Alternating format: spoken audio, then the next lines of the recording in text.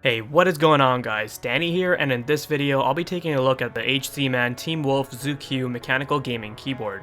I picked up this mechanical keyboard from Amazon for just 40 bucks.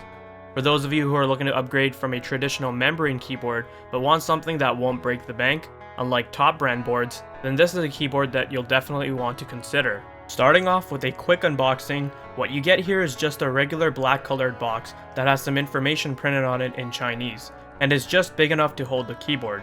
Inside you get the keyboard itself, a 2-in-1 removal tool, and some extra switches, which I'll talk about later. Nothing stellar about the packaging, but if it does the job, then that's all that really matters. Looking at this keyboard for the first time, my initial impression was that this thing is pretty small. It's tiny compared to my Logitech G710 Plus. The Teamwolf mechanical keyboard is 35.3 centimeters in width, 11.6 centimeters in length, and it is 3.5 centimeters in terms of thickness. The whole keyboard just weighs 748 grams, which I thought was surprisingly light. This keyboard doesn't come with a number pad, which is one of the main reasons why it's so small. However, they do sell a variant that has a number pad if you really need one. If space or area management is something of concern, then you'll have absolutely nothing to worry about. On my desk, this thing barely takes up any space. Which leads me into my next topic, the body and frame of this keyboard. This keyboard has a pure alloy body with a sandblasting colored finish to it. It actually looks quite elegant and pleasing, and not so tacky or has that overkill flashy look that other gaming keyboards have. The overall build quality of this alloy body and frame is excellent for its price. It feels sturdy, barely has any flex to it, and while at the same time being comfortable to touch because of the smooth finish. Due to the body being made out of an alloy and having a metallic finish, this thing will not attract any fingerprints, which I thought was great. That was pretty surprising to me, as I've seen dozens of mechanical keyboards which cost 3 times more than this keyboard and have actually felt cheaper or less durable. However, one of my gripes with the top frame were the visible hex screws which hold the casing together. They really look out of place in my opinion, and if some sort of cover would have been there to hide them or something to blend them in, it would have really resulted in a complete finish. At the bottom of the keyboard you have 2 kick feet stands which provide an adequate angle and elevation if that is how you prefer to use your keyboard.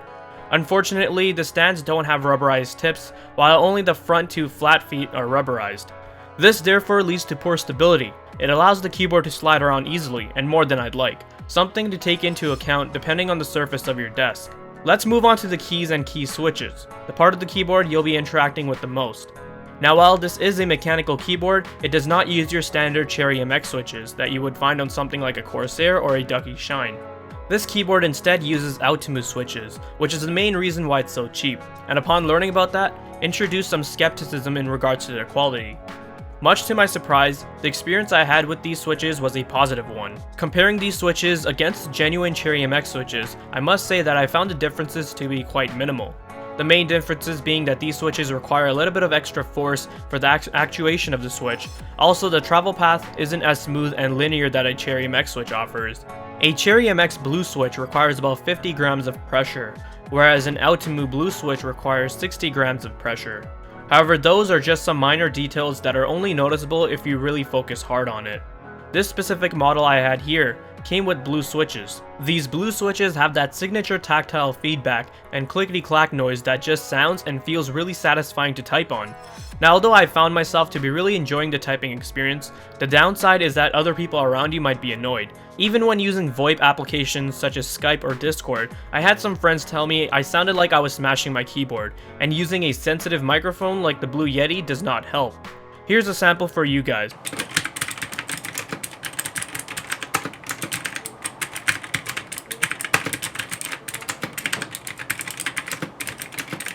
So after hearing that, you guys can judge for yourselves, and you might agree as to why people call the sound annoying or obnoxious.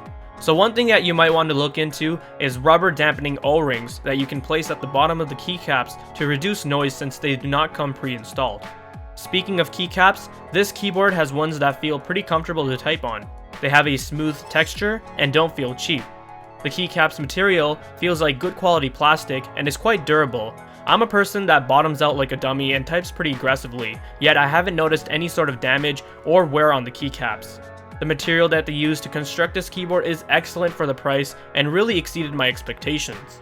One thing I will complain about is the font used in the keycaps. It looks absolutely atrocious in my opinion, and I would much rather just have a regular font printed on the keycaps. I get that they're catering to the gamer market, so I can understand why they would have thought that this fancier font would have been appropriate. Earlier I mentioned that they included a 2-in-1 tool and some extra switches. The reason why they included those is because this keyboard allows you to swap the switches without the need for soldering. The process is very simple. You remove the keycap with the keycap puller, turn around the tool, remove the switch, and place a different switch. Having the ability to swap switches is a very convenient feature in my opinion. If for whatever reason you want to try out a different switch, then you don't have to order another keyboard. You can instead just buy the switches and swap them instead. Even just including the extra 4 switches goes a long way. This gives you the opportunity to try out a different switch and even swap specific keys without any hassle. I play a lot of Gears of War 4. In that game, I use the shift key to wall bounce around so I don't get hit in fights. I found that the resistance that the blue switch has isn't good for a key that needs to be pressed often and quickly. So therefore, I decided to swap for the red switch as it requires lower pressure force and works a lot better for my shift key. Again, this was a very convenient feature and a nice addition, especially when you consider the low price of this keyboard. This keyboard is backlit but isn't an RGB customizable keyboard. Instead, it has kind of like a rainbow theme going on, with each row of keys being a different color. I personally didn't mind this. The G710 Plus I was using prior to this keyboard only has white LEDs. So this was a nice change of scenery. However, multicolored LEDs isn't everyone's cup of tea, so having the option to have the whole keyboard be lit just one single color would have been a nice feature. The backlit LEDs have 9 modes. The static full-on mode, a pulsating mode, a single key on mode, single key off mode, spread mode, this sort of glittering wave mode, and a marquee mode, and finally an LED off mode. You also get modes catered to specific genres for gaming, such as RTS and MOBAs, first-person shooters, and allows you to make up to 3 custom backlit options for yourself. Here's one that I made.